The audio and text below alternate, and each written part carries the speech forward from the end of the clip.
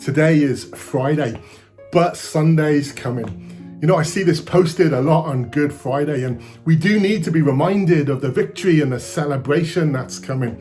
But I can't help but think for Jesus, it was different, especially at the start of this week. You see, it's Sunday, but Friday's coming.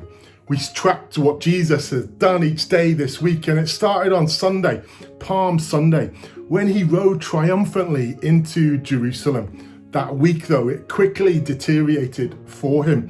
You could say it was a week from hell, but for me, I think it's a week ordained from heaven. Jesus knew what was in store on Friday. He knew his death was imminent. And before we rush to Sunday, let's stay here for a moment on Friday. You can follow the story in Mark chapter 15, verses 21 to 41, the story of the crucifixion. If you've seen the film, The Passion of the Christ, you realize just how brutal crucifixion was and what Jesus endured. And this can cause us to want to jump ahead, to skip to the end. During this season of crisis, of COVID-19, you may want to jump ahead. You may want to skip to the end, to when it's all over. And I'm praying this ends really quickly. But at the moment, we have no choice but to endure it. Myself and Dia are watching a program at the moment on a Sunday evening. It's called Race Across the World, where a group of people race across the world without flying and the use of technology. All they have is the original airfare and a map. They have to travel through different countries and experience different cultures. The strapline for the program, which I love, is this: when we fly over, do we forget to travel through? These guys, they navigate all sorts of difficulties and they're stronger as a result.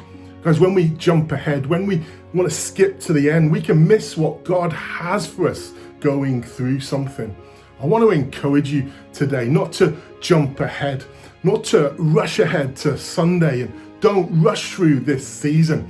God has something for you as you go through it. Don't miss the victory whilst going through. Take time today on Good Friday to thank Jesus for the cross. Thank him for the price he paid. Thank him for those nail-pierced hands. And you can listen to that song straight after this devotional and really give God thanks. This was the day that Jesus was crucified, and his day started early. If you're having a bad day, you kind of want it to start late, don't you? But this wasn't the case for Jesus. It started early. He was put on trial. He was mocked. He was beaten. Then he was forced to carry his cross, and he was crucified, and he hung on the cross for 6 long hours. Another book in the Bible, Hebrews 12 verse 2, says this: for the joy that was set before him, he endured the cross, despising the shame. Jesus was despised and rejected so that you and I could be accepted. The joy set before him was you and I. He took on our sin and defeated death in this incredible act of sacrifice. He endured the cross so that we could enjoy an eternal relationship with God. The cross reminds me that we have the victory every day because of the price Jesus paid.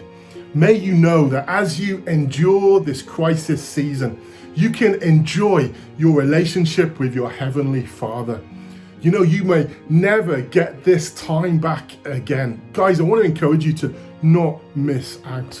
In Mark 15 and verse 39, after Jesus died, a Roman officer stood facing him, and he exclaimed, "This man truly was the Son of God." He missed out.